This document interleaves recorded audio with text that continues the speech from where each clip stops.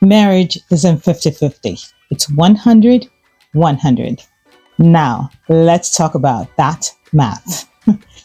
People love to say marriage is 50-50. It sounds neat. It sounds balanced, like everyone's doing their share, and love is measured in percentages. But every time I hear it, I smile. That's cute, but that's not real life. It's not real life because real marriage, the kind that grows and survives storms, doesn't run on math at all. No, it doesn't. It runs on mercy and it runs on grace. And sometimes it runs on one person giving more when the other person is running on fumes. Hey family, welcome to Yinkus Pepe Talks. This is your girl, Yinkus Pepe. Fearless truth, unapologetic wisdom with a bit of warmth. If this is your first time watching me, I say welcome, and I hope you get to stay. And to my regulars, we need to come up with a name for us, right?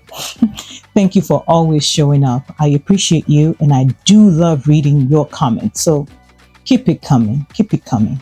I appreciate it. Thank you. So let's dive into today's talk, because I know that's what you're here for, right? Let's get to it. Today, we're talking about something that might shake up what you've been told. Marriage isn't 50-50. It is 100-100. Say what? Two people fully invested, not halfway love, not you do your part, I do mine. No, it's I am showing up with all of me every day, even when it's inconvenient. I show up for us. Now let's look at this. Keeping scores kills connection. Facts. That is a fact. Let's be honest. We've all done it at one point or the other. If you're married, you're in a funk and you start doing the mental math. Like, I cooked twice this week. He didn't say thank you.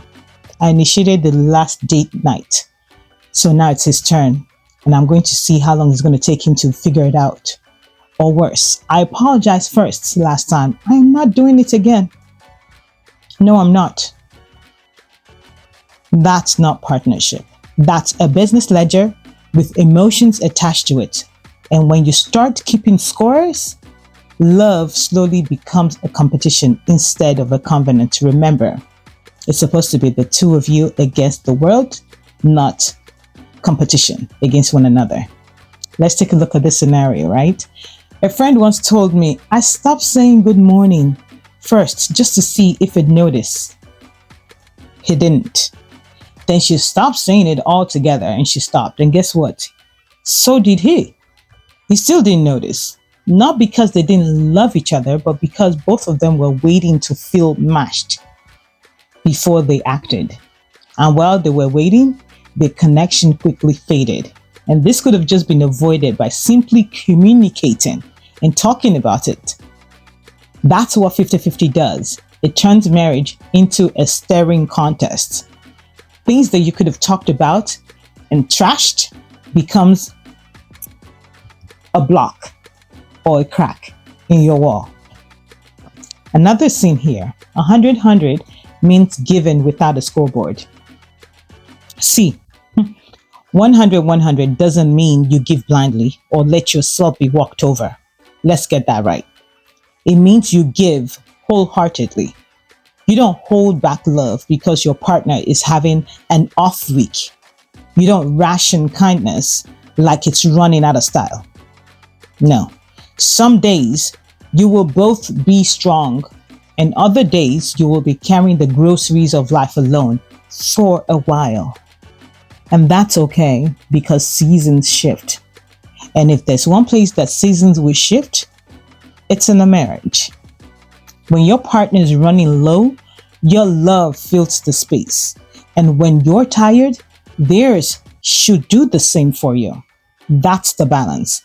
Not through even effort, because we're not calculating that here, but through shared faith and mutual care. You will know if you're doing this alone or if you're in this together. Got it? Now, imagine one of you loses a job. The other can't say, well, you're at 40%. So I'll just bring 40% too. No. This is when love leans in. This is when grace shows up wearing work clothes. 100 doesn't mean perfection. It means presence. Partnership, not power struggle. If you've been married a while, you already know it's easy to fall into the who's doing more mode. That mode? Who wakes up earlier? Who sacrifices more? Who's been more patient with the in-laws? And before you know it, resentment sneaks in. Because comparison always invites bitterness to dinner. But marriage was never meant to be a scoreboard. It's supposed to be a mirror. When you look at your spouse, you should see both the reflection of your effort and the reminder of grace. Now, I have this scenario for you. A couple in church once said they used to argue so often that silence became their new normal. Until one day the wife said, "We've been fighting like enemies when we're supposed to be allies." That one line changed their entire rhythm. They started praying together instead of plotting comebacks. That's what 100 looks like. It's teamwork, not a tug of war. Look, God never designed 50-50. No, he didn't. Let's take this back to the word for a second. Ephesians 5:21 says, "Submit one to another out of reverence to Christ." Not take turns submitting, not match each other's energy. It says one another, meaning both give fully, both love fully, and both serve fully. Now, even Jesus didn't love us 50-50. He didn't say, "You repent halfway and I'll meet you there." No, he gave his all, knowing some of us might never reciprocate fully. That's love, and that's covenant, and that's what we need to mirror in a marriage. And the truth is, when both people live that way, grace overlaps. Your patience covers his weakness, his gentleness covers your rough edges, and that overlap is where peace lives. Think of two circles overlapping. When both bring 100%, the middle, that shared space, becomes the sacred ground. That's where prayer and laughter and purpose lives. Let's talk about the myth of fairness. I know some people are thinking, but that doesn't sound fair. And you're right, it's not. Because love was never designed to be fair. It was designed to be faithful. If you spend your whole marriage calculating fairness, you will miss out on intimacy, because intimacy doesn't come from equality. It comes from effort. You want fair? Go to court. You want growth? Go all in. When you both give 100%, you create overflow, enough grace to handle the days when life feels uneven. Here are 5 practical ways to live 100 with your spouse. Let's make it real. Here's how we do it on a daily basis. Number 1, you pray before you complain. Before you start listing what they didn't do, ask God to show you what you can do differently. What you can do differently. Got it? Number 2, give love unannounced. Surprise hugs, random gratitude, unplanned kindness. They water the soul. Number 3, stop keeping receipts. Release the memory of who forgot what the last time. It's not evidence, it's weight. Number 4, communicate. Don't compete. Marriage isn't about proving who's smarter or stronger. It's about proving who's still committed. Number 5, rest. Rest in your why. When the energy feels low, remind yourself what you are building with your spouse. Every great home needs maintenance and not measurement. It doesn't work with measurement. It won't work with measurement. I mean, you can have a marriage, but would it be a thriving marriage? That's the question you should ask yourself. Whole heart only. No halves. So maybe it's time we stop saying marriage is 50-50 and start saying marriage is two whole hearts showing up daily for one another. Because halfway love doesn't build wholeness. It builds resentment. And that's not what God designed.